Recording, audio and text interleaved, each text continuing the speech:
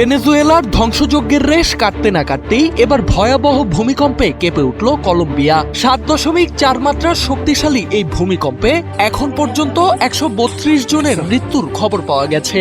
আহত হয়েছেন বিপুল সংখ্যক মানুষ। ধসে পড়া ভবনের নিচে আটকা পড়েছেন আরো অনেকেই। তাদের উদ্ধারে দিনরাত কাজ করছেন উদ্ধারকর্মীরা। দেশজুড়ে জারি করা হয়েছে জাতীয় জরুরি অবস্থা।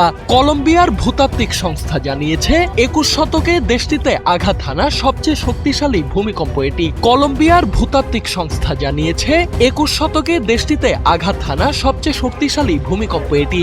সোমবার দিন শেষে আরো 21টি আফটারশক অনুভূত হয়েছে। সামনে আরো কম্পনের আশঙ্কার কথাও জানিয়েছে তারা।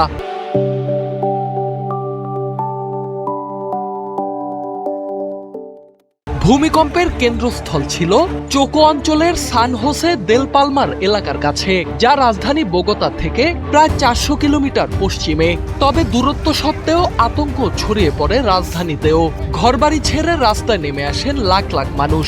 যুক্তরাষ্ট্রের ভূতাত্ত্বিক জরিপ সংস্থার তথ্য অনুযায়ী ভূমিকম্পটির কেন্দ্র ছিল ভূপৃষ্ঠের প্রায় 107 কিলোমিটার গভীরে। এদিকে সদ্য দায়িত্ব নেয়া প্রেসিডেন্ট আবেলার্দো দে লা এস্প্রিয়েলা নিজেই উদ্ধার ও ত্রাণ তৎপরতায় নেতৃত্ব দেওয়ার ঘোষণা দিয়েছেন।